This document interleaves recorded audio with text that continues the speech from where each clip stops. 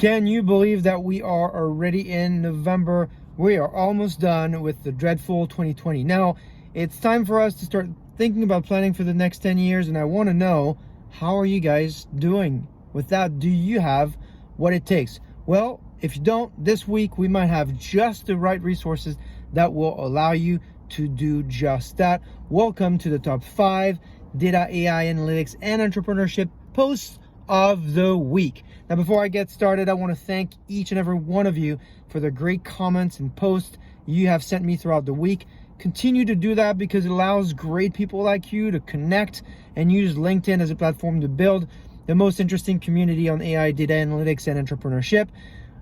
As always, in comments, you will find a link to all the resources nicely packaged for you in a deck so you can easily share them. This is the 64th edition of our top 5 data, AI, analytics posts in the CarCast, as my friend Merv Adrian likes to call this segment. Now, speaking of Merv at Gartner, the Gartner team released this week what they call their AI radar. That's about the prediction of where the big trends in technology are going to be. I think this is additive and complementary to their Magic Quadrants and their Hype Cycle report. It's tempting to tell you what to pay attention to. Now, there are 3 important trends that I picked up in this past week. The first one, if we start from the one that's looking out the most, is this idea of decision intelligence and fully autonomous driving is 6 to 8 years out. And I'm looking forward to that trend. The second one is intelligent applications and augmented applications are close to now. They're within 1 to 3 years, and we've talked a lot about augmentation in the concept of applications in the past, so really excited about that.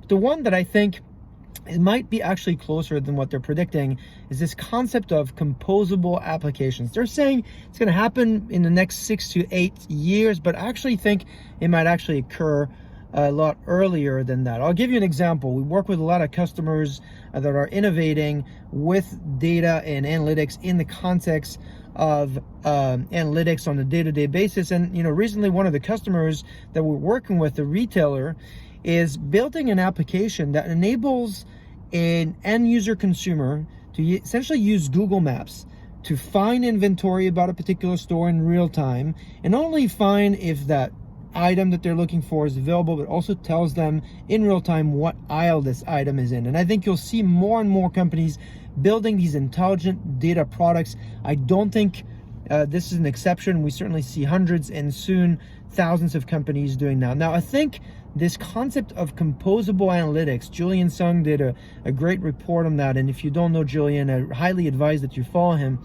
is really going to change the landscape for your applications and the way you think about your data and application portfolio. The first one, the obvious one, is that it assumes no training, right? Because the person using the analytics is a consumer. It's not an analyst, right? So this is not someone that's going to understand rows and columns or a dashboard. This is where the analytics and the application that's data-driven needs to meet the end user in their context with their current level of maturity, and the application has to do more for the user. In this case, for instance, the use of analytics and the use of artificial intelligence needs to do more. The use of technology allows you to be context aware, are really important here. So it allows you to think about building applications a little differently than you might have done in the past. Second, the way you think about these applications, you got to start thinking about them as part of an ecosystem. You're not now building on an integrated application stack. You're building in the context of other applications, just like I was talking about here with Google Maps and analytics inside Google Maps and maybe location-based services. You're going to think about all these things, and your application is going to be API-centered, have an open and flexible architecture so you can mix and match and then build an application that at the end makes sense to the use case for that user.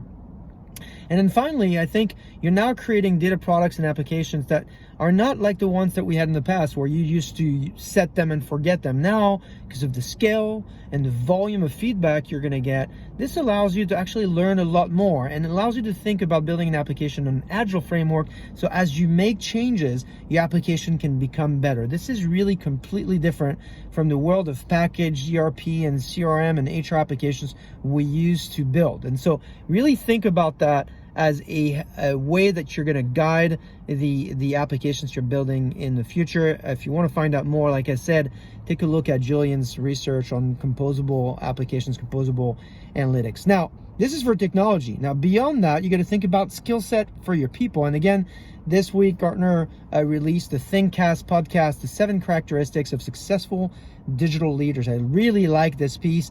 We're not going to be able to go into all 7, but there's at least 2 I want you to take a look at, or at least listen to the podcast. What makes digital leaders successful? Well, the first one is that they have to be Neophiliacs. So what does that mean? That means someone that's open to looking at new technology. Here, I think what we're talking about is essentially being curious, being open to maybe different ways of thinking about technological problems.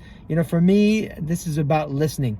And I have 2 tricks that I use to make me a better digital leader. The first one is a simple one. I have an extension in all my virtual meetings. It tells me how much I'm speaking, what percentage of the time I am actually saying versus listening. And so I advise you to download that type of extension so it keeps you honest on that. And then the second, my wife actually bought me this little card here that says, stop talking, listen, which is a great reminder that often as digital leaders, we want to be more curious, ask more questions. In fact, I'm going to put in my blog a resource on how to ask smart questions. So that's the first one that I thought was particularly interesting. The second concept that the podcast introduces is this idea of AQ. What is AQ? So you know about IQ and you know about EQ, emotional quotient.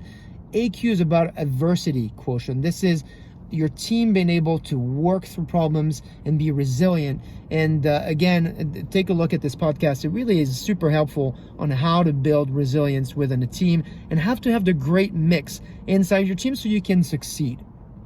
Wow, that was a lot. I'm almost at 7 minutes here sharing these 2 resources. So there's going to be a lot more in the blog. You'll find KPMG's latest report on digital acceleration, and you'll find the reasons for why 67% of US CEOs express concerns about migrating all their business to the cloud. You'll find Bain's Technology Report 2020 that highlights that CIOs talk about going into multiple clouds, but the majority of them are still in one cloud. So what is going on there? And of course, I'd be remiss if I didn't close this segment without my shout outs to amazing community members this week who've done incredible work. I think Bakayur, who is a chief data officer at TD Ameritrade and the inventor of response request system for analytics. If you don't know what I mean, please reach out to him. He's a great guy to talk to. I had a great conversation with him this week.